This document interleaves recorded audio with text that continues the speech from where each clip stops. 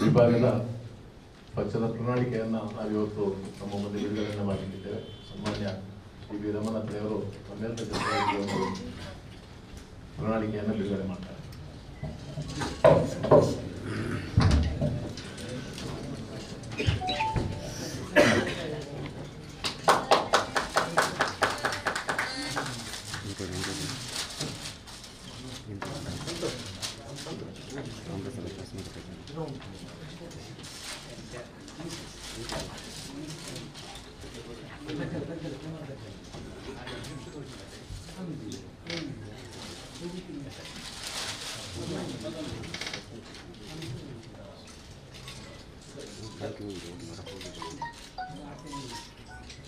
ಎಲ್ಲ ದೃಶ್ಯ ಮಾಧ್ಯಮದ ಎಲ್ಲ ಮಿತ್ರರು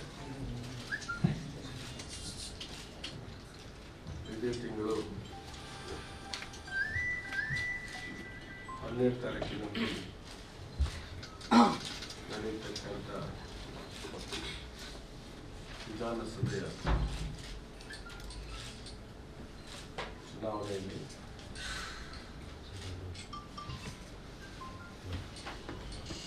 ನಮ್ಮ ಪಕ್ಷದ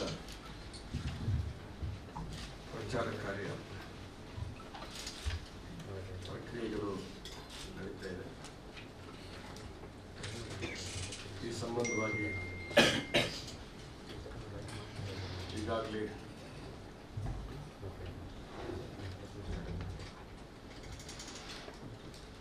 ಮಾಧ್ಯಮದ ಸ್ನೇಹಿತರಿಗೆ ನಮ್ಮ ವಿಚಾರಗಳನ್ನು ತಲುಪಿಸ್ತಕ್ಕಂಥ ಕೆಲಸವನ್ನು ನಾವು ಮಾಡ್ತಲೇ ಬಂದಿದ್ದೇವೆ. ಕಳೆದ ವಿಧಾನಸಭಾ ಚುನಾವಣೆಯಲ್ಲಿ 8 ವಿಧಾನಸಭಾ ಕ್ಷೇತ್ರ ಪೈಕಿ 7 ವಿಧಾನಸಭಾ ಕ್ಷೇತ್ರದಲ್ಲಿ ಕಾಂಗ್ರೆಸ್ ಪಕ್ಷ ಗೆದ್ದಿದೆ. ಲೋಕಸಭಾ ಚುನಾವಣೆಯಲ್ಲಿ ನಮಗೆ ಸ್ವಲ್ಪ ಹಿನ್ನಡೆ ಆಗಿರ್ಬೋದು. ಜಿಲ್ಲಾ ಪಂಚಾಯತ್ ಚುನಾವಣೆಯಲ್ಲಿ ನಾವು ಲೋಕಸಭಾ ಚುನಾವಣೆಯಿಂದ ಹೆಚ್ಚು ಬೆಳವಣಿಗೆಯನ್ನು ಮಾಡಿದ್ವಿ. ಪಕ್ಷ ರಾಜ್ಯದ ಚುನಾವಣಾ ಸಮೀಕ್ಷೆಯಲ್ಲಿ ಕೂಡ ಕರಾವಳಿ ಭಾಗದಲ್ಲಿ ಮತ್ತೆ ಕಾಂಗ್ರೆಸ್ಸಿಗೆ ಹೆಚ್ಚಿನ ಅನುಕೂಲ ಇದೆ ಅಂತ ಹೇಳ್ತಕ್ಕಂಥದ್ದು. ಬಹುಶಃ ಕಾಂಗ್ರೆಸ್ ಉತ್ತಮ ಸಾಧನೆಯನ್ನು ಮಾಡ್ತದೆ ಅಂತ ಹೇಳುವಂಥದ್ದು ಜನತೆಯ ವಿಶ್ವಾಸ ನಮಗಿದೆ ಅಂತ ಹೇಳೋದನ್ನು ನಾವು ತಮ್ಮ ಮುಂದೆ ನಿಮ್ಮ ಗಮನಕ್ಕೆ ತರ್ತಾ ಎಲ್ಲ ಕ್ಷೇತ್ರದಲ್ಲೂ ಕೂಡ ನಾವು ವಿಶೇಷವಾಗಿ ಅಭಿವೃದ್ಧಿಯನ್ನು ಮುಂದಿಟ್ಟುಕೊಂಡು ನಾವು ಚುನಾವಣಾ ಪ್ರಚಾರ ಕಾರ್ಯವನ್ನು ಮಾಡ್ತಾ ಇದ್ದೀವಿ. ಸರ್ಕಾರದ ಸಾಧನೆಗಳು ಮತ್ತು ಅಭಿವೃದ್ಧಿ ಕೆಲಸಗಳು ಆಯಾ ಕ್ಷೇತ್ರದಲ್ಲಿ ನಡೆದ ಅಭಿವೃದ್ಧಿ ಕೆಲಸ ಉತ್ತಮವಾಗಿ ಅಭಿವೃದ್ಧಿ ಕೆಲಸ ಆಗಿದೆ. ಯಾರು ಕ್ಷೇತ್ರದ ಶಾಸಕರಿದ್ದಾರೆ ಅವರು ಕೂಡ ಶಕ್ತಿ ಮೀರಿ ಅವರವರ ಕ್ಷೇತ್ರದ ಕೆಲಸ ಮಾಡಿದ್ದಾರೆ. ಬಿಜೆಪಿಯವರು ಮುಂದಕ್ಕೆ ನಾವು ಏನು ಮಾಡ್ತೀವಿ ಅಂತ ಹೇಳ್ತಾ ಇಲ್ಲ. ಕೆಲವು ಕಡೆ ಅಭಿವೃದ್ಧಿ ಆಗಿಲ್ಲ ಅಂತಲೂ ಹೇಳುದಿಲ್ಲ. ನಮ್ಮಲ್ಲಿ ಚುನಾವಣಾ ಪ್ರಚಾರ ಸಂದರ್ಭದಲ್ಲಿ ಅವರ ಎಲ್ಲ ಮಾತುಗಳು ಎಲ್ಲ ಅವರ ಭಾಷಣಗಳಲ್ಲಿ ಕ್ಷೇತ್ರ ನಮ್ಮಲ್ಲಿ ಅಭಿವೃದ್ಧಿ ಆಗಿಲ್ಲ ಅಂತ ಅವರು ಹೇಳುದು. ಇದೊಂದು ಹೊಸ ವಿಷಯ. ನನ್ನಲ್ಲಿ ಲೋಕಸಭಾ ಸದಸ್ಯರು ಹೇಳ್ತಿದ್ರು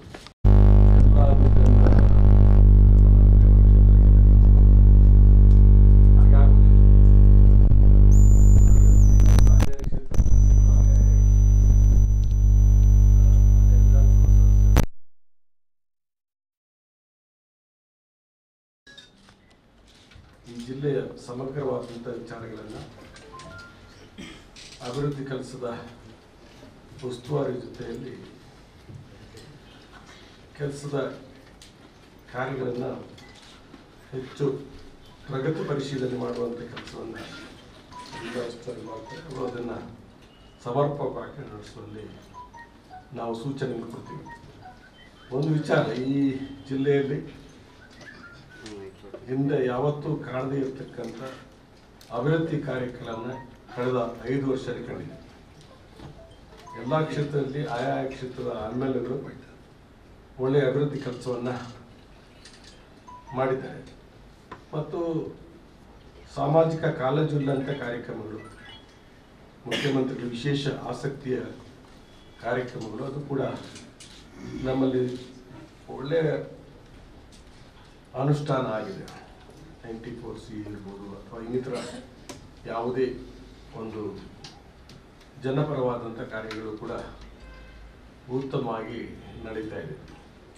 ಇವತ್ತು ವಿರೋಧ ಪಕ್ಷದವರು, ನಮ್ಮ ಪ್ರಮುಖ ವಿರೋಧ ಪಕ್ಷವಾದಂಥ ಭಾರತೀಯ ಜನತಾ ಪಕ್ಷ, ಅವರು ಅಭಿವೃದ್ಧಿಯನ್ನು ಮುನ್ನಿಟ್ಟುಕೊಂಡು ಅಥವಾ ಕೇಳೋದಿಲ್ಲ. ಅವರ ಅಪಪ್ರಚಾರವನ್ನೇ ತಮ್ಮ ಶಕ್ತಿ ಅಂತ ತಿಳ್ಕೊಂಡಿದ್ದಾರೆ. ಎಲ್ಲ ಕಡೆಯೂ ಕೂಡ ತಾವು ಮಾಧ್ಯಮ ಸ್ನೇಹಿತರಿದ್ದರೆ ತಮಗೆ ಪ್ರಜ್ಞಾವಂತಿಕೆ ಇದೆ ಅಂತ ನಾನು ಭಾವಿಸ್ತೀನಿ. ಆಧಾರರಹಿತವಾದಂಥ ಅಪಪ್ರಚಾರಗಳನ್ನು ಮಾಡ್ತಾರೆ. ಆಧಾರರಹಿತವಾದ, ಸಾಕ್ಷಿ ಆಧಾರ ಇಲ್ಲದಂಥ ಅಪಪ್ರಚಾರಗಳನ್ನು ಎಲ್ಲ ಕ್ಷೇತ್ರದಲ್ಲಿ ಮಾಡ್ತಾರೆ. ಅಪಪ್ರಚಾರದಿಂದ ನಾವು ಗೆದ್ದು ಬರ್ತೇವೆ ಅಂತ ಹೇಳುವಂಥ ವಿಶ್ವಾಸ ಅವರ ಮನಸ್ಸಲ್ಲಿ ಇರಬೇಕು. ಒಂದು ಮುಖ್ಯವಾಗಿ ಇವತ್ತು ಈ ಮತೀಯವಾದಿ ಭಾವನೆ ಇರ್ತಕ್ಕಂಥ ಪಕ್ಷ ಅವರು ಅಭಿವೃದ್ಧಿಯ ಬಗ್ಗೆ ಅವರು ಯಾವಾಗಲೂ ಮಾತಾಡೋದಿಲ್ಲ. ಅವರು ಯಾವುದಾದ್ರೂ ಇಶ್ಯೂಗಳನ್ನು ತಗೊಂಡು ಅವ್ರು ಹೇಳ್ತಾರೆ, ನಮ್ಮದು ಇಶ್ಯೂ ಬೇಸ್ಡ್ ಪಾಲಿಟಿಕ್ಸ್ ನಮ್ಮದು ಅಂತೇಳಿ. ಅವ್ರು ಪರೋಕ್ಷವಾಗಿ ಹೋಗ್ತಾರೆ. ಇಶ್ಯೂ ಬೇಸ್ಡ್, ಇಶ್ಯೂ ಅಂದರೆ ಸುಳ್ಳು ಹೇಳೋದು, ಅದು ಇಶ್ಯೂ. ನಿಜವಾದ ಜ್ವಲಂತ ಇಶ್ಯೂಗಳ ಮೇಲೆ ಮಾತಾಡೋದಿಲ್ಲ. ಜ್ವಲಂತ ಇಶ್ಯೂಗಳು ಅವರಲ್ಲಿಲ್ಲ. ಸುಮ್ಮನೆ ಏನಾದರೂ ಮಾತಾಡೋದು. ನಮ್ಮಲ್ಲಿ ಕೂಡ ಸಾಕಷ್ಟು ಎಲ್ಲ ಕಡೆಯೂ ಕೂಡ ಮಾತಾಡ್ತಾರೆ. ನಾನು ಈ ಸಂದರ್ಭದಲ್ಲಿ ಜನತೆಯಲ್ಲಿ ವಿನಂತಿ ಮಾಡ್ತಾ ಮೂಲಕ ಅಪಪ್ರಚಾರಕ್ಕೆ ಅರ್ಥವಿಕೊಳ್ಬೇಡಿ. ನೀವು ನಿಜಾಂಶವನ್ನು ತಿಳ್ಕೊಳ್ಳುವಂಥ ಪ್ರಜ್ಞಾವಂತಿಕೆಯನ್ನು ನೀವು ತಿಳಿದುಕೊಂಡು ಮಾತು ಹಾಕಬೇಕು ಅಂತ ಹೇಳ್ತಕ್ಕಂಥ ನನ್ನ ಒಂದು ವಿನಂತಿ. ಯಾಕಂತ ಹೇಳಿದ್ರೆ ಪ್ರಜಾಪ್ರಭುತ್ವ ವ್ಯವಸ್ಥೆಯಲ್ಲಿ ಈ ಪ್ರಣಾಳಿಕೆಗಳು ಯಾಕೆ, ಪ್ರಜಾಪ್ರಭುತ್ವ ವ್ಯವಸ್ಥೆಯಲ್ಲಿ ಪ್ರಣಾಳಿಕೆ ಅನುಷ್ಠಾನ ಆಗಿದೆ ಅಂತ ಹೇಳುವ ಚರ್ಚೆ ಯಾಕೆ? ನಮ್ಮ ಮೌಲ್ಯಮಾಪನ ಮಾಡಿ ಚುನಾವಣೆಯಲ್ಲಿ ಮತ ಪಡೆಯುವುದು ನಾನು ಅದನ್ನು ನಂಬಿದ್ದೇನೆ. ನಾನು ಕಳೆದ 5 ವರ್ಷದ ಮೌಲ್ಯಮಾಪನ ಏನು, ಆ ಮೌಲ್ಯಮಾಪನದ ಮೇಲೆ ಮತ ಕೊಡ್ತಾ ಇರೋದು ನಾನು ನಂಬಿದ್ದೇನೆ. ಆ ಮೌಲ್ಯಮಾಪನದ ಬಗ್ಗೆ ಅವರು ಮಾತಾಡೋದಿಲ್ಲ ಅಂತಂದ್ರೆ ಕೇವಲ ಅಪಪ್ರಚಾರ ಮಾತ್ರ ಹೇಳುವಂಥದ್ದು ಅಂತೇಳಿ ಆಗುವುದಾದ್ರೆ, ಮತ್ತೆ ಪ್ರಜಾಪ್ರಭುತ್ವ ವ್ಯವಸ್ಥೆಯಲ್ಲಿ ಚುನಾವಣೆಗೆ ಹೋಗುವಂಥದ್ದು ಯಾವ ರೀತಿಯ ವಿಚಾರಗಳನ್ನ ಇಟ್ಕೊಂಡು ಅಂತ ಹೇಳುವಂಥದ್ದಕ್ಕೆ ಈಗ ನಾವು ಮೂಲಭೂತವಾಗಿ ಯೋಚನೆ ಮಾಡಬೇಕಾದ ಸಂದರ್ಭಗಳು ಬಂದಿದೆ. ನನ್ನಲ್ಲಿ ಕೆಲವಾರು ಎಲ್ಲ ಕಡೆಯೂ ಕೂಡ ಇದೆ. ನನಗೆ ಗೊತ್ತಿರ್ತಕ್ಕ, ನನಗೆ ರಮಣಾತ್ರಿ ಅವರಿಗೆ ಹಿಂದೂಗಳ ಓಟು ಬೇಡ ಅಂತ ಹೇಳಿದರು. ಒಂದು ಮಾತು ಯಾರೋ ತಲೆಕೆಟ್ಟವರು ಹೇಳ್ತಾರೆ ಅದು ನಮ್ಮಂಥ ಮೂರ್ಖರು ನನ್ನ ವಿಧಾನಸಭಾ ಕ್ಷೇತ್ರ ಖಂಡಿತ ಇಲ್ಲ. ನನ್ನನ್ನು 6 ಸಾರಿ ಗೆಲ್ಲಿಸಿದವರು. ಸಾಮಾಜಿಕ ಬದುಕಿನಲ್ಲಿ ನಾನು PLD ಬ್ಯಾಂಕಿನ ಅಧ್ಯಕ್ಷನಾಗಿ ಕೆಲಸ ಮಾಡಿದವನು 6 ವರ್ಷಗಳ ಕಾಲ. ಸಣ್ಣ ವಯಸ್ಸಿನಲ್ಲಿ ರಾಜಕೀಯ ಪ್ರವೇಶ ಮಾಡಿದವನು. ಸತತವಾಗಿ ನನಗೆ ಆಶೀರ್ವಾದ ಮಾಡಿದವರು. ವಿದ್ಯಾರ್ಥಿ ಸಾಮಾಜಿಕ ಬದುಕಿನಿಂದ ಪ್ರಾರಂಭ, ಅಲ್ಲಿ ಕೂಡ ನಾನು ಜನರ ಆಶೀರ್ವಾದ ನಾಯಕತ್ವವನ್ನು ಪಡೆದವನು. ಇವತ್ತು ಕೂಡ ಜನರ ಆಶೀರ್ವಾದದ ನಂಬಿಕೆಯ ಮೇಲೆ ನಾನು ಕೆಲಸ ಮಾಡಿಕೊಂಡು ಬರ್ತೇನೆ. ಈ ಥರ ಹೇಳ್ತಾರೆ. ಈ ಥರ ಜನರನ್ನ ಒಂದು ರೀತಿಯಲ್ಲಿ ತಪ್ಪು ಅಭಿಪ್ರಾಯ ಮೂಡಿಸ್ತಕ್ಕಂಥ ಕೆಲಸವನ್ನ ಮಾಡ್ತಾರೆ. ಒಂದ್ ಕಡೆ ಹೇಳ್ತಾರೆ, ಕಾಂಗ್ರೆಸ್ ಓಟ್ ಹಾಕಬೇಡಿ, ನಮ್ಮ ಹೆಣ್ಮಕ್ಳಿಗೆ ದಾರಿ ನಡೆಯಲಿಕ್ಕೆ ಆಗೋದಿಲ್ಲ. ಈಗ ಕಾಂಗ್ರೆಸ್ ಸರ್ಕಾರ ಇರುವುದು, ಈಗ ಇರುವಂಥದ್ದು ಕಾಂಗ್ರೆಸ್ ಸರ್ಕಾರ. ಇವತ್ತು ದೇಶದಲ್ಲಿ ನಡೀತಕ್ಕಂಥ ಸಣ್ಣ ಮಕ್ಕಳ ಮೇಲೆ ಆಗ್ತಕ್ಕಂಥ ಅತ್ಯಾಚಾರಗಳು ಇನ್ನೊಂದನ್ನು ಕೂಡ ನಾವು ವಿಮರ್ಶೆ ಮಾಡೋದು. ಮಾಡ್ತಕ್ಕಂಥವ್ರು ಯಾರು ಅಂತ ಹೇಳೋದನ್ನು ಕೂಡ ನಾವು ವಿಮರ್ಶೆ ಮಾಡಬೇಕು. ಯಾರು ಅದು ದಲಿತ ಹೆಣ್ಮಕ್ಕಳ ಮೇಲೆ ಅತ್ಯಾಚಾರ ಆಗಿದ್ದಲ್ಲ, ಅದು ಆ ಬೇರೆ ಒಂದು ಹೇಳ್ತೀನಿ, ಬಹಳ ನೋವಿನಲ್ಲಿ ಹೇಳ್ತೀನಿ. ಯಾರು ಮಾಡುತ್ತಾರೆ ಅಂತ ಹೇಳಿದ್ರೆ ಇತರರು ಅಂತ ಹೇಳಲಿಕ್ಕೆ ಆಗುದಿಲ್ಲ, ಇತರರು ಅಂತ ಹೇಳಲಿಕ್ಕೆ ಆಗುದಿಲ್ಲ. ನಮ್ಮವರೇ ಮೇಲ್ಮಟ್ಟದಲ್ಲಿ ಇರ್ತಕ್ಕಂಥ ನಮ್ಮವರೇ ಅಂತ ಹೇಳಿದ್ರೆ, ಈಗ ನೋಡಿ, ಇತರ ಧರ್ಮದವ್ರು ಮಾಡ್ತಕ್ಕಂಥದ್ದುಕ್ಕಿಂತಲ ಇದು ಅತ್ಯಾಚಾರ ಮಾಡ್ತಕ್ಕಂಥ ಯಾರು, ಈ ಪಟ್ಟಿಯನ್ನು ನೋಡಿ, ಪಟ್ಟಿಯನ್ನು ನೋಡಿ ಯಾರು ಮಾಡ್ತಾರೆ ಅಂತೇಳಿ ಸುಮ್ಮನೆ ಅದಕ್ಕೊಂದು ಜನರನ್ನ ಮತೀಯ ವಿಚಾರದಿಂದ ಆ ಕಡೆ ಗಮನ ಹರಿಸ್ತಕ್ಕಂಥ ಪ್ರಯತ್ನವನ್ನ ಮಾಡ್ತಾರೆ. ಈಗ ನೋಡಿ, ಆದ್ದರಿಂದಾಗಿ ಬಹುಶಃ ಈ ಥರ ನಾವು ಜನರನ್ನ ಒಂದು ಸುಳ್ಳು ಹೇಳಿ ಅವರಿಗೆ ಒಂದು ತಪ್ಪು ಅಭಿಪ್ರಾಯ ಮೂಡಿಸ್ತಕ್ಕಂಥ ಕಾರ್ಯವನ್ನು ಮಾಡಬಾರ್ದು. ಈ ಥರ ಹಳ್ಳಿಯಲ್ಲಿ ಅಪಪ್ರಚಾರಗಳನ್ನ ಮಾಡ್ತಾರೆ, ಎಲ್ಲ ರೀತಿಯ ಅಪಪ್ರಚಾರಗಳನ್ನು ಇವತ್ತು ಮಾಡ್ತಾರೆ. ಅವರ ನೀತಿ ವಿರುದ್ಧವಾಗಿ ಅವರು ಮಾತಾಡಬಾರ್ದು. ಅವರ ನೀತಿ ವಿರುದ್ಧವಾಗಿ ಮಾತಾಡಿದ್ರೆ ಅವರ ಮೇಲೆ ಧಿಕ್ಕಾರಗಳು ಕೂಗ್ತಾರೆ. ಒಬ್ಬ ಪತ್ರಕರ್ತ ಮೊನ್ನೆ ಅವನ ಕರ್ತವ್ಯವನ್ನು ಮಾಡುವಂಥ ದೃಷ್ಟಿಯಲ್ಲಿ ಮೋದಿಯವರ ಕಾರ್ಯಕ್ಕೆ ಬಂದರೆ ಅವನು ಧಿಕ್ಕಾರವನ್ನು ಕೂಗಿದ್ರು. ಪತ್ರಕರ್ತನ ಹೆಸರು ಹೇಳಿ ಧಿಕ್ಕಾರ ಕೊಡ್ತಕ್ಕಂಥ ಒಂದು ಕೆಲಸ ಅಲ್ವಾ? ಯಾರೇ ಆಗಲಿ, ಅವನ ಪತ್ರಕರ್ತ ಅವನ ಕರ್ತವ್ಯ ಮಾಡ್ತಾನೆ. ನಾನು ಯಾರು ನನ್ನ ಅಭಿಪ್ರಾಯಕ್ಕೆ ಪ್ರಕಾರ ಅವರು ಬರೆಯುವುದಿಲ್ಲ ಅಂತಂದ್ರೆ ಅವ್ರ ಮೇಲೆ ಏನಾದರೂ ನಾವು ಏನು ಮಾತಾಡುವ, ಅವ್ರಿಗೊಂದು ಸ್ವಾತಂತ್ರ್ಯ ಇದೆ. ಅದನ್ನು ಬಿಟ್ಟು ಆ ಥರ ಹೋಗುವುದಕ್ಕಂಥ ಪ್ರಯತ್ನ ಕೂಡ ಆಗ್ತದೆ. ಇತರ ಅಭಿಪ್ರಾಯವನ್ನು ಗಮನಿಸ್ತಕ್ಕಂಥದ್ದು ನಾನು ಕಂಡಿದ್ದೇನೆ. ಇತರ ಅಭಿಪ್ರಾಯವನ್ನು ಗಮನಿಸ್ತಕ್ಕಂಥದ್ದು ಕೂಡ ಇವತ್ತು ನಡೀತದೆ. ಚುನಾವಣೆಯ ಸಂದರ್ಭದಲ್ಲಿ ಕೂಡ ಇದು ನಡೀತಾ ಇದೆ. ಇತರ ಭಾವನೆಯನ್ನ ಗಮನಿಸ್ತಕ್ಕಂಥದ್ದು ಕೂಡ ಇವತ್ತು ಅವರ ಹತಾಶ ಮನೋಭಾವದಿಂದ ಇದಕ್ಕೆ ಕೆಲಸವನ್ನ ಮಾಡ್ತಾರೆ. ಬಿಜೆಪಿಯವರಿಗೆ ಅಭಿವೃದ್ಧಿ ಕೆಲಸ, ಈ ಪ್ರಾಮಾಣಿಕತೆಯ ಬಗ್ಗೆ, ಇವತ್ತು ಪ್ರಾಮಾಣಿಕತೆ ಬಗ್ಗೆ ಮಾತಾಡ್ತಕ್ಕಂಥದ್ದು ಅವರಿಗೆ ಆಗುವುದಿಲ್ಲ. ಇವತ್ತು ನಾನು ಕೂಡ ಈ ಜಿಲ್ಲೆಯ ಉಸ್ತುವಾರಿ ಮಂತ್ರಿನಾಗಿ ನಾನು ಒಂದು ಶುಭ್ರವಾದಂಥ ಬಿಳಿ ಬಟ್ಟೆಯನ್ನು ಹಾಕಿದ್ದೇನೆ. ನಾನು ಸತ್ಯ ಹೇಳ್ತೀನಿ, ನನಗೆ ಯಾವುದೇ ಸಣ್ಣ ಶಾಯಿಯ ಗುರುತು ಇಲ್ಲ ನನ್ನ ಬಟ್ಟೆಯಲ್ಲಿ. ಆ ಥರ ಮತ್ತೆ ಸಾಮಾಜಿಕ ಬದುಕಿನಲ್ಲಿ ಒಂದು ಮಾತಿದೆ, ಪ್ರಾಮಾಣಿಕತೆ ಕೊರತಿದೆ ಪ್ರತಿಯೊಂದು ಕ್ಷೇತ್ರದಲ್ಲಿ ಕೂಡ. ಅದು ಸಾಮಾಜಿಕ ಬದುಕಿರ್ಬೋದು, ಅಧಿಕಾರಶಾಹಿ ಇರ್ಬೋದು. ಯಾರಾದರೂ ಒಬ್ಬರು ಪ್ರಾಮಾಣಿಕರಿದ್ದರೆ ಒಬ್ಬರು ಗೌರವಿಸ್ತಕ್ಕಂಥ ಕೆಲಸವನ್ನು ಸಮಾಜ ಮಾಡಬೇಕು. ಅವಾಗ ಪ್ರಾಮಾಣಿಕತೆ ಜಾಸ್ತಿ ಆಗುತ್ತೆ ಅಂತ ಹೇಳುವಂಥ ಮಾತು ಖಂಡಿತವಾಗಿ. ನಾವು ಪ್ರಾಮಾಣಿಕವಾಗಿ ಕೆಲಸ ಮಾಡಿದ್ದೇವೆ. ನಮ್ಮ ಶಾಸಕರು ಎಲ್ಲರೂ ಕೂಡ ಗೌರವಯುತವಾಗಿ ಅಭಿವೃದ್ಧಿ ಕೆಲಸವನ್ನ ಮಾಡಿದ್ದಾರೆ. ಅಭಿವೃದ್ಧಿ ಕೆಲಸ ನಮಗೆ ವರದಾನ ಆಗುತ್ತೆ. ಈ ಸುಳ್ಳುಗಳನ್ನ ಅಪಪ್ರಚಾರ ಮಾಡತಕ್ಕಂಥದ್ದು ಬಹುಶಃ ಅದರಿಂದ ಅವರಿಗೆ ಯಾವುದೇ ಯಶಸ್ಸು ಸಿಗುವುದಿಲ್ಲ.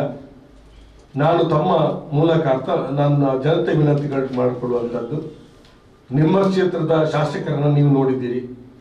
ನನ್ನನ್ನು ಕೂಡ ಇದು 8ನೇ ಬಾರಿ ನಾನು ವಿಧಾನಸಭೆಗೆ ಸ್ಪರ್ಧೆ ಮಾಡ್ತಾ ಇದ್ದೇನೆ. 6 ಬಾರಿ ಶಾಸಕನಾಗಿ ಕೆಲಸ ಮಾಡಿದ್ದೇನೆ. ಕೃಷಿ ಮತ್ತು ಗ್ರಾಮೀಣಾಭಿವೃದ್ಧಿ ಬ್ಯಾಂಕಿನಲ್ಲಿ 6 ವರ್ಷಗಳ ಕಾಲ ಅಧ್ಯಕ್ಷನಾಗಿ ಕೆಲಸ ಮಾಡಿದ್ದೇನೆ. ಸಾಮಾಜಿಕ ಬದುಕಿನಲ್ಲಿ ವಿವಿಧ ಸ್ತರದಲ್ಲಿ ಕೆಲಸ ಮಾಡಿದ್ದೇನೆ. ನನ್ನನ್ನು ನಿತ್ಯ ಜನ ನೋಡ್ತಾ ಇದ್ದಾರೆ, ನಮಗೆ ನಿತ್ಯ ನಮ್ಮನ್ನು ನೋಡ್ತಾ ಇದ್ದಾರೆ. ನಿತ್ಯ ನಾವು ಖಂಡಿತವಾಗಿ ನಮ್ಮ ಕ್ಷೇತ್ರದಲ್ಲಿ ಜನರ ವಿಶ್ವಾಸವನ್ನು ಗಳಿಸಿಕೊಂಡು ಕೆಲಸ ಮಾಡಿದೆವು. ನಾನು ನನ್ನ ಕ್ಷೇತ್ರ ಜನರೇ ನನ್ನ ಕುಟುಂಬ ಸದಸ್ಯರನ್ನು ತಿಳ್ಕೊಂಡು ಕೆಲಸ ಮಾಡಿದ್ದೇನೆ ಮತ್ತು ಯಾವುದೇ ರೀತಿಯ ಆಮಿಷ ಅಪೇಕ್ಷೆಗಳನ್ನು ನಾವು ಇಟ್ಕೊಂಡು ಕೆಲಸ ಮಾಡಿಲ್ಲ. ನಿರಂತರವಾಗಿ ಜನತೆ ಕೆಲಸವನ್ನು ಮಾಡ್ತಕ್ಕಂಥದ್ದು ರಾತ್ರಿ ಹಗಲು ಅಂತೇಳಿ ರಾತ್ರಿ ಹಗಲು ನಿದ್ದೆ ಬಿಟ್ಟು ಜನರ ಜೊತೆ ಇಟ್ಕೊಂಡು ಕೆಲಸ ಮಾಡಿದ್ದಾರೆ. 10 ಜನ ನಮ್ಮನ್ನು ಹತ್ತಿರದಲ್ಲಿ ಕಂಡಿದ್ದಾರೆ. ನಾವು ಇಡೀ ಕ್ಷೇತ್ರದಲ್ಲಿ ಅಗೌರವ ಬರ್ತಕ್ಕಂಥ ಯಾವುದೇ ಕೆಲಸವನ್ನು ನಾವು ಮಾಡಿಲ್ಲ. ಉದಾಸೀನ ಮಾಡ್ತಕ್ಕಂಥ ಶಾಸಕ ಅಂತ ನಾನು ಕರೆಸಿಕೊಂಡಿಲ್ಲ. ಅಭಿವೃದ್ಧಿಯಲ್ಲಿ ನನ್ನನ್ನು ಯಾರು ಕೂಡ ಅಭಿವೃದ್ಧಿ ಮಾಡಿಲ್ಲ ಅಂತ ಹೇಳ್ತಕ್ಕಂಥ ಮಾತನ್ನು ನಮ್ಮಲ್ಲಿ ಹೇಳ್ತಾ ಇಲ್ಲ. ಬೇರೆ ಕಡೆನೂ ಕೂಡ ಅದೇ ಶಾಸಕರುಗಳು ಕೂಡ ಅದನ್ನು ಕೂಡ ಯಾರು ಹೇಳ್ತಾ ಇಲ್ಲ. ಯಾರು ಕೆಲಸ ಮಾಡಿದ್ದಾರೆ, ಯಾರು ಜನಪರವಾಗಿ ಚಿಂತನೆ ಮಾಡಿದ್ದಾರೆ, ಯಾರು ಅಭಿವೃದ್ಧಿ ಕೆಲಸ ಮಾಡಿದ್ದಾರೆ ಅನ್ನೋದನ್ನು ವಿಮರ್ಶೆ ಮಾಡಿ ಈ ಸುಳ್ಳು ಅಪಪ್ರಚಾರಗಳಿಗೆ ಯಾರು ಕೂಡ ಕಿವಿ ಕೊಡಬಾರ್ದು ಅನ್ನುವಂಥ ಒಂದು ವಿನಂತಿಯನ್ನು ನಾನು ಈ ಸಂದರ್ಭದಲ್ಲಿ ಎಲ್ಲ ಜನತೆಗೆ ನಾನು ವಿನಂತಿ ಮಾಡಿಕೊಡ್ತೇನೆ. ಅಪಪ್ರಚಾರಕ್ಕೆ ಯಾರು ಕೂಡ ಕಿವಿ ಕೊಡಬಾರ್ದು ಅಂತೇಳಿ ನನ್ನ ನಮ್ರವಾದ ವಿನಂತಿ. ಮತ್ತು ಎಲ್ಲರೂ ಕೂಡ ಬಹುಶಃ ಒಂದು ಸಾಮಾಜಿಕ ಸಾಮರಸ್ಯ ಈ ಜಿಲ್ಲೆಯಲ್ಲಿ ಬಲಗೊಳ್ಳಬೇಕು. ಇವತ್ತು ಮತೀಯ ಸಾಮರಸ್ಯಕ್ಕೆ ತೊಡಕಾಗ್ತಕ್ಕಂಥ ಘಟನೆಗಳು ನಮ್ಮಲ್ಲಿ ನಡೆಯಿತು. ಅನೇಕ ವಿಷಯಗಳಾಗಿತ್ತು, ಕೆಲವು ಹತ್ಯೆಗಳು ಆಗಿರ್ತಕ್ಕಂಥ ನಮಗೆಲ್ಲ ಮನಸ್ಸಿಗೆ ನೋವು ತರ್ತಕ್ಕಂಥ ವಿಚಾರ. ಒಂದು ವಿಚಾರವನ್ನು ನಾನು ಹೇಳ್ತೀನಿ, ಈ ಹತ್ಯೆಯಲ್ಲಿ ಪೊಲೀಸ್ ಪ್ರಕರಣದಲ್ಲಿ ಆರೋಪಿಗಳು ಯಾರು ಅಂತ ಹೇಳೋದನ್ನು ನಾವು ಮೊದಲು ಗಮನಿಸಬೇಕು. ಅದರಲ್ಲಿ ಯಾರೂ ಒಬ್ಬನು ಕೂಡ ಕಾಂಗ್ರೆಸ್ನವನಿಲ್ಲ. ಬಹುಶಃ ಈ 5 ವರ್ಷ ಮಾತ್ರ ಅಲ್ಲ, ಬಿಜೆಪಿ ಸರ್ಕಾರ ಇದ್ದಾಗಲೂ ಕೂಡ ನಾನು ಬಹಳ ಧೈರ್ಯವಾಗಿ ಹೇಳ್ತೀನಿ, ಆರೋಪಿಗಳು ಯಾರಿಲ್ಲ. ಪ್ರಮುಖವಾದ ರಾಜಕೀಯ ಪಕ್ಷದ ಸಂಘಟನೆ, ಏನು ಸಂಘಟನೆಗಳಿರ್ತದೆ, ಏನು ಮತೀಯ ಸಂಘಟನೆಗಳು, ನಾನು ನೇರವಾಗಿ ಹೇಳ್ತೀನಿ, ಬಹುಶಃ ಮತೀಯ ಸಂಘಟನೆಗಳು ಅದರಲ್ಲಿ ಆರೋಪಿ ಸ್ಥಾನದಲ್ಲಿದ್ದಾರೆ. ನನ್ನ ಕ್ಷೇತ್ರದಲ್ಲಿ ನಾನು ಬಹಳ ಗಂಭೀರವಾಗಿ ಹೇಳ್ತೀನಿ, 5 ಜನ ಪತ್ತೆ ಆಗಿರ್ತಕ್ಕಂಥ ಎಲ್ಲರೂ ಕೂಡ ಆರೋಪಿಗಳು ಪತ್ತೆ ಆಗಿದ್ದಾರೆ. ಆರೋಪಿಗಳು ಯಾರು ಅಂತ ಹೇಳಿದ್ರೆ, ಒಂದು ಹರೀಶ್ ಪೂಜಾರಿ ಅನ್ನುವಂಥ ಒಬ್ಬ ಹಿಂದೂವನ್ನು ಕೂಡ ಹತ್ಯೆ ಮಾಡಿರ್ತಕ್ಕಂಥದ್ದು. ಅದರಲ್ಲಿ ನೇರವಾಗಿ ಆರೋಪಿಗಳು ಭಾರತೀಯ ಜನತಾ ಪಕ್ಷಕ್ಕೆ ಸಂಬಂಧಪಟ್ಟವರು ಅಂತ ಹೇಳೋದಕ್ಕೆ ನಾನು ನೇರವಾಗಿ ಹೇಳ್ತೀನಿ. ಇನ್ನೊಂದರಲ್ಲಿ STP ಆರೋಪಿ ಸ್ಥಾನದಲ್ಲಿದ್ದಾರೆ. ಬಹುಶಃ ಹಾಗಿದ್ರೂ ಕೂಡ ಯಾವುದೋ ಒಂದು ಕೆಲವು ಪ್ರಕರಣಗಳ ಸಾಮಾಜಿಕ ಕಾರ್ಯಕರ್ತರ ಹಿಂದೂಗಳ ಹತ್ಯೆ ಆಗಿದೆ ಅಂತ ಹೇಳುವಂಥದ್ದನ್ನೇ ಹೇಳ್ತಾರೆ ಹೊರತು ಮನುಷ್ಯರನ್ನ ಹತ್ಯೆ ಆಗಿರ್ತಕ್ಕಂಥದಕ್ಕೆ ಮಾತ್ರ. ಈ ಜಿಲ್ಲೆಯಲ್ಲಿ ಬಿಜೆಪಿ ಸರ್ಕಾರ ಇದ್ದಾಗ ಕಾಂಗ್ರೆಸ್ ಸರ್ಕಾರ ಮನುಷ್ಯರೆಷ್ಟು ಹತ್ಯೆ ಆಗಿದ್ದಾರೆ, ಆ ಹತ್ಯೆಯಲ್ಲಿ ಯಾರ್ಯಾರು ಆರೋಪಿಗಳಿದ್ದಾರೆ ಅದನ್ನು ತಿಳ್ಕೊಳ್ಳುವಂತ ಪ್ರಜ್ಞಾವಂತಿಕೆ ಮತದಾರರು ಮಾಡಬೇಕು. ಯಾರ್ಯಾರು ಆರೋಪಿಗಳು ಅಂತ ಹೇಳ್ತಕ್ಕಂಥ ಪ್ರಜ್ಞಾವಂತಿಕೆಯನ್ನ ಮತದಾರರು ಅರ್ಥ ಮಾಡಿಕೊಳ್ಬೇಕು ಅಂತ ಹೇಳ್ತಕ್ಕಂಥ ಮಾತನ್ನ. ಆದ್ದರಿಂದ ವಿಘಟನಾಕಾರಿ ಶಕ್ತಿಗಳು ಯಾರಿದ್ದಾರೆ, ಇವತ್ತು ಹಿಂಸೆಯನ್ನ ಪ್ರಚೋದಿಸ್ತಕ್ಕಂಥ ಜನರು ಯಾರಿದ್ದಾರೆ ಅವರಿಗೆ ಜನ ಮನ ಹಾಕಬಾರ್ದು. ಸಾಮಾಜಿಕ ಸಾಮರಸ್ಯಕ್ಕೆ ಯಾರು ಕೆಲಸ ಮಾಡ್ತಾರೆ, ಈ ಜಿಲ್ಲೆಯ ಸಾಮಾಜಿಕ ಸಾಮರಸ್ಯವನ್ನ ಗಟ್ಟಿ ಮಾಡ್ತಕ್ಕಂಥವರಿಗೆ ನೀವು ಮತ ಹಾಕಬೇಕು ಅಂತ ಹೇಳಿ ನಾನು ಕಳಕಳಿಯ ವಿನಂತಿಯನ್ನ ಈ ಸಂದರ್ಭದಲ್ಲಿ ಮಾಡಲಿಕ್ಕೆ ಬಯಸ್ತಾ ಇದ್ದೇನೆ. ನಮಸ್ಕಾರ. ನೀವು ಜನಪ್ರತಿನಿಧಿಗಳು ಪ್ರಜ್ಞಾವಂತರು ಎಂದು ನಾನು ಭಾವಿಸ್ತೇನೆ. ಈಗ ನೀವು ಹೇಳಿದ್ರಿ ಕೊಲೆಗಡುಕರು ಅಂತ ಎಲ್ಲ ಬೇರೆ ಇದರಲ್ಲಿ ಪಕ್ಷದಲ್ಲಿದ್ದಾರೆ, ಕಾಂಗ್ರೆಸ್ ನಲ್ಲಿ ಇಲ್ಲ. ಈಗ ಮೊನ್ನೆ ಸುರತ್ಕಲ್ನಲ್ಲಿ ಮೊಯ್ದೀನ್ ಬಾವ್ ಅವರು ಒಬ್ಬ ವಿಜಯಿಯಲ್ಲಿ ಒಬ್ಬ ಮೌಲ್ವಿ ಧರ್ಮಗುರು ಆ ಕೊಲೆ ಆರೋಪವನ್ನು ಹೊತ್ತಂತಹ ಹಿಂದೂ ಸಂಘಟನೆ ಕಾರ್ಯಕರ್ತರನ್ನ ಆಲಂಗಿಸಿಕೊಂಡು ಕಾಂಗ್ರೆಸ್ ಪಕ್ಷಕ್ಕೆ ಸೇರಿಸಿಕೊಂಡಿದ್ದಾರೆ. ಅದು ಒಬ್ಬರು ಅದ್ರ ಇನ್ನೊಬ್ರು ಕಲ್ಲಡ್ಕದ ಭಟ್ರ ಡ್ರೈವರ್ ಕೂಡ ಹೌದು. ಇನ್ನೊಬ್ರು ಸೊ ನೀವೆಲ್ಲ ಹೇಳ್ತೀರಿ ನಾವು ಏನು ಮಾಡಲಿಲ್ಲ ಇಂಥ ಈ ಸಂದರ್ಭದಲ್ಲಿ ಅಂತಹ ಕೊಲೆಗಡುಕರನ್ನು ನೋಡಿ. ನಮ್ಮ ಸಂಘಟನೆಯಲ್ಲಿ ಇಲ್ಲ, ನಾನು ಅದು ಬೇರೆ ಅವನು ನನಗೆ ಅವರು ಯಾರು ಸೇರಿದ್ದಾರೆ ಬಿಟ್ಟಿದ್ದಾರೆ ಅದು ಬೇರೆ ವಿಚಾರ. ಅಲ್ಲ ಅದು ಇದಕ್ಕೆ ಸಂಬಂಧ ಅಲ್ಲ, ಇದು ಸಂಬಂಧಪಡೋದಿಲ್ಲ. ನಾನು ಹೇಳಿರ್ತಕ್ಕಂಥದ್ದಕ್ಕೆ ನೀವು ಗಮನಿಸಿ ನಾವು ಮಾಡಿದ್ರಲ್ಲಿ ನಮ್ಮಲ್ಲಿ ಇಲ್ಲ ಅಂತೇಳಿ ನೀವು ಅವ್ರನ್ನ ತಗೊಂಡಿದ್ದಾರೆ ಅದು ಅದಕ್ಕೆ ಅರ್ಥನೇ ಇಲ್ಲ. ಪ್ಲೀಸ್ ನಾನು ಹೇಳಿದ್ದನ್ನು ಗಮನಿಸಿ, ಎಲ್ಲರೂ ಕೂಡ ಗಮನಿಸ್ಬೇಕು. ನಾನು ಹೇಳಿದ್ದೇನು, ಈ ಮಾಡಿದವರು ನಮ್ಮ ಸಂಘಟನೆಯಲ್ಲಿ ಇಲ್ಲಿ ಆಗಿರ್ತಕ್ಕಂಥದ್ದಕ್ಕೆ. ಯಾಕಂದ್ರೆ ಅವರು ಹೇಳ್ತಾರೆ, ಮೋದಿ ಅವರು ಬಂದು ಪಟ್ಟಿಗೆ ಹೇಳ್ತಾರೆ ಇಂದು ಇಷ್ಟು ಹತ್ಯೆ ಆಯಿತು, ಅವರು ಮನುಷ್ಯರ ಹತ್ಯೆಯನ್ನು ಹೇಳುವುದಿಲ್ಲ. ಮನುಷ್ಯರ ಹತ್ಯೆ ಅಂತ ಹೇಳಿದ್ರೆ ನನಗೆ ಇದಿಲ್ಲ, ಬೇಜಾರಿಲ್ಲ.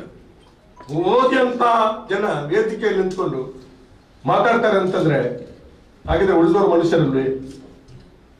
ಇಲ್ಲಿ ಮಾಡಿದ ಇದಕ್ಕೆ ಈ ಜಿಲ್ಲೆಯಲ್ಲಿ ಇವತ್ತು ಅನೇಕ ಹತ್ಯೆಗಳು, ಹಿಂದೂಗಳ ಹತ್ಯೆ ಕೂಡ, ಮುಸ್ಲಿಮರ ಹತ್ಯೆ ಕೂಡ, ಎಲ್ಲರ ಹತ್ಯೆ ಮಾಡಿದಂಥವ್ರು ಯಾರು ಅಂತ ಹೇಳೋದನ್ನು ಕೂಡ ನಾವು ಗಮನಿಸ್ಬೇಕು. ಅದು ಕೂಡ ಮುಖ್ಯವಾಗಿರ್ತದೆ. ಹೇಳಿ. ಈಗ ಈಗ ಈ ಹತ್ಯೆಗಳಲ್ಲಿ ಈಗ ಶರತ್ ಮಡಿವಾಳ್ ಹತ್ಯೆಯಲ್ಲಿ SDPF ಅವರಿದ್ದಾರೆ ಅಂತ ಈಗಾಗಲೇ ಪ್ರೂವ್ ಆಗಿದೆ. ಅದು ಅವರ ಆರೋಪಗಳು ಇದೆ, ಅವರು ಹಿಡಿದಿದ್ದಾರೆ. ಅವರೇ ಈಗ ನೇರವಾಗಿ ಕಾಂಗ್ರೆಸ್ಗೆ ಸಪೋರ್ಟ್ ಮಾಡ್ತೇವೆ ಅಂತ ಓಪನ್ ಸ್ಟೇಟ್ಮೆಂಟ್ ಕೊಟ್ಟಿದ್ದಾರೆ. ಅವರ ಸ್ಟೇಟ್ಮೆಂಟ್, ಅವರ ಸಪೋರ್ಟ್ ನೀವು ಹೇಗೆ ತಗೊಳ್ತೀವಿ? ನೀವು ಮತ್ತೆ ಮತ್ತೆ ನೀವು ಕೇಳ್ತೀರಿ, ನಾವು ಯಾವುದೇ ಒಪ್ಪಂದವನ್ನು ಮಾಡಿಲ್ಲ. ಅವರು ಸ್ವತಂತ್ರವಾಗಿ ಅವರು ವಾಪಸ್ ತಗೊಂಡ್ರೆ ಅದಕ್ಕೆ ಬೇರೆ ಅರ್ಥವನ್ನು ಕಲಿಸತಕ್ಕಂಥದಕ್ಕೆ ನಾನು ಉತ್ತರ ಕೊಡುವ ಉತ್ತರದಾಯಿತ್ವ ಅಲ್ಲ. ನಾವು ಅವರನ್ನ ಒಪ್ಪಂದ ಮಾಡಿಕೊಂಡ್ರೆ ನಾವು ಯಾವುದೋ ಒಂದು ಸೀಟವನ್ನು ಬಿಟ್ಟುಕೊಡ್ಬೇಕು. ಒಂದು ಒಪ್ಪಂದ ಅಂತ ಹೇಳಿದ್ರೆ ನಿಮ್ಮ ಅಭಿಪ್ರಾಯ ಪ್ರಕಾರ ನೀವು ಅವರ ಜೊತೆ ಒಪ್ಪಂದ ಮಾಡಿದಿರಿ ಅಂತ ಹೇಳ್ಬೋದು. ನಾವು ರಾಜ್ಯದಲ್ಲಿ ಅವರ ಒಪ್ಪಂದ ಮಾಡಲಿಲ್ಲ. ಅವರು 3 ಕಡೆ ಕಂಟೆಸ್ಟ್ ಮಾಡ್ತಾರೆ ಕಾಂಗ್ರೆಸ್ ವಿರುದ್ಧ. ನಾನು ಒಪ್ಪಂದ ಅಂತ ಹೇಳಿಲ್ಲ, ಅವರು ನಿಮಗೆ ಓಪನ್ ಆಗಿ ಸಪೋರ್ಟ್ ಮಾಡ್ತಾ ಇದ್ದಾರೆ. ಎಲ್ಲಿ ಸ್ಟೇಟ್ಮೆಂಟ್ ಕೊಟ್ಟಿದ್ದಾರೆ ಅವ್ರು ನನಗೆ ಗೊತ್ತಿಲ್ಲ. ಅವ್ರು ಯಾರೋ ಒಬ್ರು ಸ್ಟೇಟ್ಮೆಂಟ್ ಕೊಟ್ಟರೆ ನಾನು ಜವಾಬ್ದಾರಿ ಅಲ್ಲ. ನಾನು ಅವರ ಬೆಂಬಲವನ್ನು ಕೇಳಲಿಲ್ಲ. ನಮಗೆ ಎಲ್ಲರ ಮನುಷ್ಯರ ಮತ ಬೇಕು. STP ಅವ್ರದ್ದು ನಾನು ಮತ್ತೊಂದು ಹೇಳ್ತೇನೆ. ನಾನು ಯಾರ ಹೇಳಿದ್ದೇನಲ್ಲ, ನೀವು ಹಿಂದೂಗಳ ಮತ ಬೇಡ ಅಂತ ಹೇಳಿದ್ದಾರೆ, ಅದೊಂದು ಮಾತ. What is this? This a democracy? ಇದು ಪ್ರಜಾಪ್ರಭುತ್ವ? ಈ ಪ್ರಜಾಪ್ರಭುತ್ವ ಯಾರೊಬ್ಬ ರಾಜಕೀಯ ಪಕ್ಷದವನು ಈ ತರ ಮಾತಾಡೋದಾದ್ರೆ ಬಹುಶಃ ಮನುಷ್ಯ ಓಟಿಗೆ ನಿಲ್ಲಕ್ಕೆ ಅವಕಾಶನೇ ಇಲ್ಲ. ಹಿಂದೂ ಮುಸ್ಲಿಂ ಅಲ್ಲಾಹನಿಗೆ ಮತ ಕೊಡ್ತೀರಾ, ನೀವು ರಾಮನಿಗೆ ಮತ ಕೊಡ್ತೀರಾ ಅಂತ ಒಬ್ಬ ಪಕ್ಷದ ಮುಖಂಡ ಮಾತಾಡೋದಾದ್ರೆ ಮತ್ತೆ ಎಂತ ಡೆಮೋಕ್ರಸಿ? ಇಲ್ಲಿ ಪ್ರಜಾಪ್ರಭುತ್ವ ವ್ಯವಸ್ಥೆಯಲ್ಲಿ ಎಂತ ಡೆಮೋಕ್ರಸಿ? ನೀವು ಬುದ್ಧಿವಂತ ಪತ್ರಕರ್ತರು ನಾನು ಯಾಕೆ ಹೇಳುದು, ಅದನ್ನ ಹೇಳುದು. ಈಗ ನೀವು ಪತ್ರಕರ್ತರ ಮೇಲೆ ಹಾಗೆ ಮೋದಿ ಕಾರ್ಯಕ್ರಮದಲ್ಲಿ ಮೋದಿ ಅಂತ ಅವರು ಗಲಭೆ ಎಬ್ಬಿಸಿದ್ದಾರೆ. ಅಂದ್ರೆ ಅದೇ ರೀತಿ ನಿನ್ನೆ ಮೈಸೂರಲ್ಲಿ ಒಬ್ಬ ಪತ್ರಕರ್ತನಿಗೆ ತನ್ವೀರ್ ಸೈಟ್ ಒಟ್ಟಿಗಿದ್ದವರು ಹಲ್ಲೆ ಮಾಡಿದ್ದಾರೆ. ಈಗ ಕೇಸು ರಿಜಿಸ್ಟರ್ ಆಗಿದೆ. ಇದರ ಬಗ್ಗೆ ಏನು ಹೇಳ್ತೀರಾ? ಅದು ನನಗೆ ಗೊತ್ತಿಲ್ಲ. ಅದನ್ನ ನಾನು ಮಂಗಳೂರಿನ ವಿಷಯ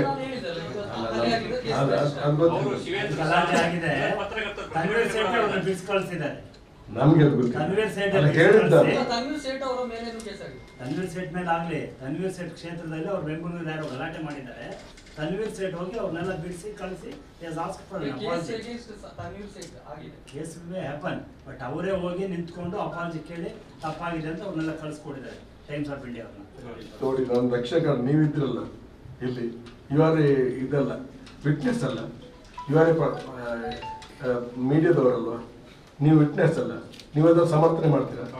ಈಗ ಸಮರ್ಥನೆ ಮಾಡ್ತೀರಿ ಅಲ್ಲ? ಹೌದು ಅಂತ ಹೇಳಿದ್ರಿ, ಹೇಗೆ ಸಮರ್ಥನೆ ಮಾಡ್ತೀರಿ?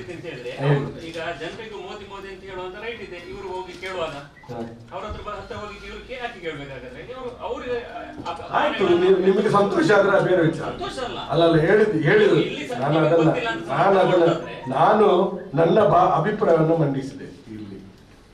ಅದೊಂದು ಸೌಜನ್ಯ ಅಲ್ಲ, ಅದೊಂದು ಯಾರು ಯಾವುದೇ ವ್ಯಕ್ತಿಗಳ ಮನೆಯೊಳಗೆ ಕೂಡಿ ಹಾಕಿ ಗಲಾಟೆ ಮಾಡಿ ಅದಕ್ಕೆ ಕಂಪೇರ್ ಮಾಡಿದ್ರೆ ಇದು ಏನೇನು ಅಲ್ಲ ಅಂತ ನಮಗೆ ಅದಕ್ಕಿಂತ ಜಾಸ್ತಿ ಆಗಿದ್ದನ್ನು ನೀವು ಹೇಳುದಿಲ್ಲ.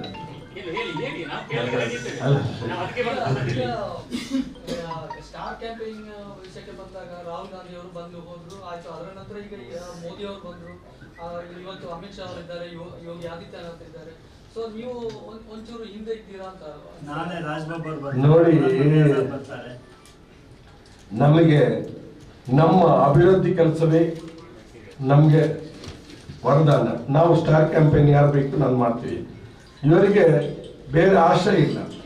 ಇವರಿಗೆ ಅಪಪ್ರಚಾರ ಒಂದು, ಮತ್ತು ಯಾರಾದರೂ ಪ್ರಚೋದನೆಕಾರಿ ಮಾತಾಡ್ತಕ್ಕಂಥ ಜನರು ಅವರು ಬಂದು ಮಾತಾಡಬೇಕು. ಆದ್ದರಿಂದ ಏನಾದರೂ ಬೇಳೆ ಬೇಯಿಸ್ಬೋದು ಅಂತ ಅವರ ಅಭಿಪ್ರಾಯ.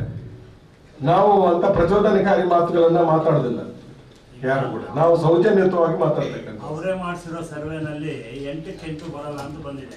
ಅವ್ರಿಗೇನು ದಾರಿ ಇಲ್ಲದೆ ಇಲ್ಲಿ ಪ್ರಧಾನಮಂತ್ರಿ ಬಿಜೆಪಿ ಅವರು ನಾವು ಹೇಳ್ತಾ ಇರೋದು ಅದೇ ಏನು 8 ಬರೋದಿಲ್ಲ ಅಂದ್ರೆ ಪಬ್ಲಿಷ್ ಮಾಡೋ ಕಥೆಯಲ್ಲಿ ಬರ್ತದೆ. ಪ್ರತಿಜ್ಞೆ ಹಂಗಿಲ್ಲ, ಪಬ್ಲಿಕ್ ಆಗಿ ಹೇಳ್ತಾರೆ, ಯಾರನ್ನ ಬರೋದಿಲ್ಲ ಅಂದಾಗ ಹೇಳ್ತಾರೆ. ನಮ್ಗೆ ಗೊತ್ತಾಗಿದ್ದಕ್ಕೆ ನಿಮ್ಗೆ ಹೇಳಿದ್ದೀವಿ, ಯಾಕೆ ಎಲ್ಲಿ ಹುಡುಕ್ಬೇಕಪ್ಪ? ಅಲ್ಲ, ಹಾಗೆ ಬಿಬಿಸಿ ಅವರು 135 ಬಿಜೆಪಿ ಅಂತ ಹೇಳ್ತಾರೆ. ಯಾರು ಬಿಬಿಸಿ ಅವರು ಅದೇ ರೀತಿ ನೋಡಿ ಗೊತ್ತಾಗುತ್ತೆ. ಕಾಲ ಸಾಕಷ್ಟು ವಿಷಯಗಳ ಬಗ್ಗೆ ನಾವು ಮಾತಾಡಿದ್ದೀವಿ, ನಾವು ನೀವು ಚರ್ಚೆ ಮಾಡಿದ್ದೇವೆ.